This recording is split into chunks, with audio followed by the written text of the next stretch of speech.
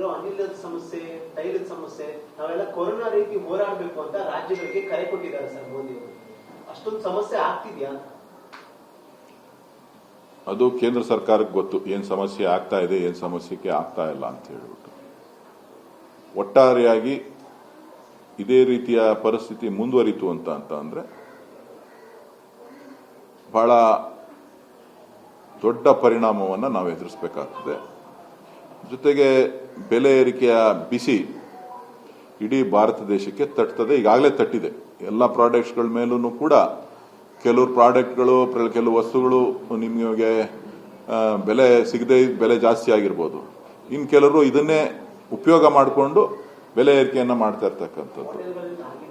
So ಹೋಟೆಲ್ಗಳು ಒಂದೇ ಅಂತಲ್ಲ, ಇವತ್ತು ಅಲೈಡ್ ಇಂಡಸ್ಟ್ರೀಸ್ ಯಾವ್ಯಾವ್ದಿದೆ, ಪೆಟ್ರೋಲಿಯಂ ಪ್ರಾಡಕ್ಟ್ಸ್ ಮೇಲೆ ನಾವು ಯಾವುದನ್ನ ಇಂಪೋರ್ಟ್ ಮಾಡ್ತಾ ಇದೀವಿ, ಆ ಇಂಪೋರ್ಟ್ ಮಾಡ್ತಾ ಇರ್ತಕ್ಕಂಥದ್ದು ಎಲ್ಲದರ ಮೇಲೂ ಕೂಡ ಇದರ ಪರಿಣಾಮ ಬೀರ್ತದೆ.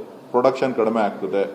ಪ್ರೊಡಕ್ಷನ್ ಯಾರ್ಯಾರು ಗ್ಯಾಸು, ಪೆಟ್ರೋಲಿಯಂ ಪ್ರಾಡಕ್ಟ್ ಇದನ್ನ ಉಪಯೋಗಿಸ್ಕೊಂಡಿದ್ರು, ನಾಳೆ ದಿನ ಮಳೆ ಹೋಯ್ತು ಅಂತ ಅಂದ್ರೆ, ಇವತ್ತು ಮುಂಗಾರು ಪ್ರಾರಂಭ ಆಗಿ ಮಳೆ ಹೋಯ್ತು ಅಂತ ಅಂದ್ರೆ ನಮ್ಮ ಗೊಬ್ಬರದ ಮೇಲೂ ಕೂಡ ಪರಿಣಾಮ ಬೀರ್ತದೆ. ಹೌದು, ಅದೇನಿಲ್ಲ ಅಂತಲ್ಲ. ಅದಕ್ಕೆ ಸರ್ಕಾರ ಸಜ್ಜಾಗಬೇಕಾಗ್ತದೆ. ಒಂದಷ್ಟು ಸ್ಟಾಕ್ ಇರ್ಬೋದು, ಏನೋ ಒಂದು 3 ಮಂತ್ಸ್ಗೆ ಆಗುವಷ್ಟು, 2 ಮಂತ್ಸ್ಗೆ ಆಗುವಷ್ಟು ಸ್ಟಾಕು, ಒಂದು ಸೀಸನ್ಗೆ ಆಗುವಷ್ಟು ಸ್ಟಾಕು ಇರೋದು ಕಷ್ಟ. ಅದಕ್ಕೆ ಬೇಕಾದಂತ ತಯಾರಿಯನ್ನ ಸರ್ಕಾರ ಮಾಡ್ಕೋಬೇಕಾಗ್ತದೆ. ಮುನ್ನೆಚ್ಚರಿಕೆ ಕೊಡ್ತಕ್ಕಂಥದ್ದು, ಎಲ್ಲರೂ ಕೂಡ ವೆಹಿಕಲ್ಗಳಲ್ಲಿ ಜಾಸ್ತಿ ವೆಹಿಕಲ್ಗಳನ್ನು ಯೂಸ್ ಮಾಡ್ತಕ್ಕಂಥದ್ದು, ಬೇರೆ ಬೇರೆ. ಈಗ ನಮ್ಮ ಹಾಲು ಒಕ್ಕೂಟಕ್ಕೂ ಕೂಡ ಒಂದು ಸಂದೇಶವನ್ನ ಕೊಟ್ಟಿದ್ದಾರೆ.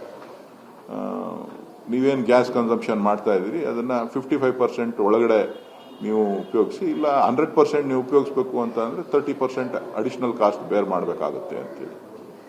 ಸೊ ಅಡಿಷನಲ್ ಕಾಸ್ಟ್ ಬೇರ್ ಮಾಡಬೇಕು ಅಂತ ಅಂದ್ರೆ ಅದು ಅರ್ಥ ಏನು? ಬೆಲೆ ಏರಿಕೆಗೆ ಅದು ನಾಂದಿ ಆಗ್ತದೆ. ಸೊ ಹಾಗಾಗಿ ಎಸೆನ್ಷಿಯಲ್ ಕಮಾಡಿಟಿ ಒಳಗಡೆ ನಾವು ಬರ್ತೇವೆ. ಸೊ ಇಂಥ ಸಮಸ್ಯೆಗಳು ಇದೆ. ಈಗಲೇ ಜನ ಎಚ್ಚೆತ್ಕೊಳ್ಳೋದು ಒಳ್ಳೇದು.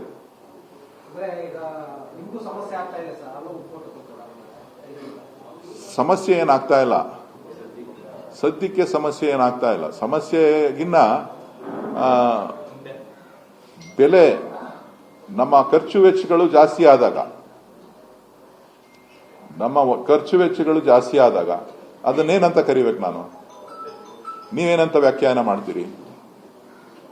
ಪ್ರೊಡಕ್ಷನ್ ಕಾಸ್ಟ್ ಜಾಸ್ತಿ ಆದಾಗ ಅದು ಯಾರ ಮೇಲೆ ಬೀಳ್ತದೆ? ನೀವೇನು ಹೇಳ್ಬಿಡ್ತೀರಿ? ಡಿ ಕೆ ಸುರೇಶ್ ಅವರು ಬೆಲೆ ಏರಿಕೆಯ ಬಗ್ಗೆ ಸೂಚಿತವಾಗಿ ಹೇಳಿದ್ರು ಅಂತ. ವಸ್ತುಸ್ಥಿತಿನ ನೀವು ಚಿಂತನೆ ಮಾಡಿದ್ರ? ಈಗ ಮುಂಗಾರು ಪ್ರಾರಂಭ ಆಗ್ತದೆ, ಬೇಸಿಗೆಗಾಲ ಯಾರೂ ಸುದ್ದಿ ಇಲ್ಲ. ಮಳೆ ಜೋರಾಗಿ ಹುಯ್ತು ಅಂತ, ಇಡೀ ರಾಜ್ಯದಲ್ಲಿ ಮಳೆ ಜೋರಾಗಿ ಹುಯ್ತು ಅಂತ ಅಂದ್ರೆ ಜನ ಎಲ್ಲ 2 ಮಳೆ 3 ಮಳೆ ಹುಯ್ತು ಅಂತ ಅಂದ್ರೆ ಜನ ಎಲ್ಲ ಹೊಲದ ಮೇಲೆ ಹೋಗ್ತಾರೆ, ಜಮೀನುಗಳ ಮೇಲೆ ಹೋಗ್ತಾರೆ. ತಕ್ಷಣ ಪ್ರಾರಂಭ ಆಗ್ತದೆ ಗೊಬ್ಬರ. ನೀವು ಅದ್ರ ಬಗ್ಗೆ ಎಚ್ಚರಿಕೆ ಕೊಡಿ. ನೀವು ಅದ್ರ ಬಗ್ಗೆ ಸ್ಟಾಕ್ ಎಷ್ಟಿದೆ, ಏನು, ಯಾವ ಟೈಮ್ಗೆ ಸೋಯಿಂಗ್ ಮಾಡಬೇಕು, ಯಾವ ಟೈಮ್ಗೆ ಗೊಬ್ಬರ ಬೇಕು, ಅದಕ್ಕೆ ತಯಾರಿ ಮಾಡಿದಾರ? ನೀವು ಮುನ್ನೆಚ್ಚರಿಕೆಯನ್ನ ಸರ್ಕಾರಕ್ಕೂ ಕೊಡಿ, ಜನಜಾಗೃತಿಯನ್ನ ಜನರಿಗೂ ಕೂಡ ಮೂಡಿಸಿ. ಸೌದೆ ಒಲೆ ಹತ್ರ ಸೌದೆಯನ್ನ ತರಬೇಕಾಗುತ್ತೆ, ಸೌದೆ ಒಲೆಯಲ್ಲಿ ಅಡಿಗೆ ಮಾಡ್ಬೇಕಾಗುತ್ತೆ. ಹಳ್ಳಿಲಿರೋ ಜನರು ಎಲ್ಲ ಸೌದೆ ಯೂಸ್ ಮಾಡ್ಬೇಕಾಗುತ್ತೆ. ನೀವು ಪರ್ಯಾಯವಾಗಿ ಏನಾದ್ರು ನಿಮ್ಮ KMF ಆಗಿರೋ ಗೋಮಲ್ ಆಗಿರ್ಬೋದು, ಪರ್ಯಾಯವಾಗಿ ಗ್ಯಾಸ್ ಬಳಸೋದ್ರ ಬದಲು ಸೋಲಾರ್ ಏನಾದ್ರು ಬಳಸುತ್ತಾರೆ? ಸೋಲಾರ್ ಬಳಸ್ಲಿಕ್ಕೆ ಆಗೋದಿಲ್ಲ. ಅದು ಏನು, ನಾವು ಸ್ಟೀಮ್ ಜನರೇಟ್ ಮಾಡ್ತೀವಿ. ಸ್ಟೀಮ್ ಜನರೇಟ್ ಮಾಡೋಕ್ಕೆ ನಮ್ಮ ಬಾಯ್ಲರ್ಸ್ಗಳಿರ್ತದೆ.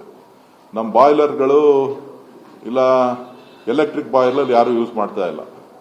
ಐದರ್ ಫರ್ನೇಸ್ ಆಯಿಲ್ ಯೂಸ್ ಮಾಡ್ತಾ ಇದ್ದಾರೆ, ಇಲ್ಲ ಗ್ಯಾಸ್ ಮಾಡ್ತಾ ಇದ್ದಾರೆ, ಇಲ್ಲ ಅಂತ ಅಂದ್ರೆ ಫೈರ್ವುಡ್ ಯೂಸ್ ಮಾಡಬೇಕು.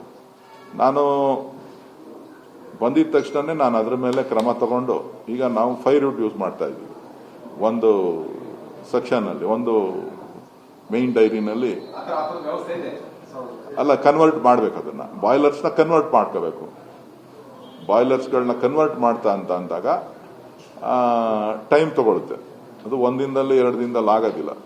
ಅದಕ್ಕೂ ಕೂಡ ಟೆಂಡರ್ ಮಾಡಬೇಕು. ನಾವು ಕಾಸ್ಟ್ ಜಾಸ್ತಿ ಆಗ್ತಾ ಇದೆ ಅಂತ ಹೇಳಿ ಫರ್ನೇಸ್ ಆಯಿಲ್ ಪ್ರೈಸು ಮೊದಲು ಕಡಿಮೆ ಇತ್ತು, ಗ್ಯಾಸ್ ಪ್ರೈಸು ಕಡಿಮೆ ಇತ್ತು. ಜಾಸ್ತಿ ಆಗೋದ್ರಿಂದ ಗ್ರಾಹಕರ ಮೇಲೆ ಜಾಸ್ತಿ ಬೀಳ್ತದೆ, ನಮಗೆ ಹೊರೆ ಜಾಸ್ತಿ ಆಗುತ್ತೆ ಅಂತೇಳಿ ಸ್ಥಳೀಯವಾಗಿ ನಾವು ಫೈರ್ವುಡ್ನ ಯೂಸ್ ಮಾಡೋದಕ್ಕೆ ಚಿಂತನೆ ಮಾಡಿ ಅದನ್ನು ಅಳವಡಿಸ್ಕೊಂಡಿದ್ದೀವಿ. ಒಂದು ಪ್ಲಾಂಟಲ್ಲಿ ಅಳವಡಿಸ್ಕೊಂಡಿದ್ದೀವಿ, ಇನ್ನೂ 2-3 ಪ್ಲಾಂಟ್ ಇದೆ. ಅದನ್ನು ಬೆಂಗಳೂರಲ್ಲಂತೂ ಆಗೋದಿಲ್ಲ ಫೈರ್ವುಡ್ ಉಪಯೋಗಿಸೋದಕ್ಕೆ, ಯಾಕೆಂತಂದರೆ ಪೊಲ್ಯೂಷನ್ ಇಶ್ಯೂ ಬರುತ್ತೆ.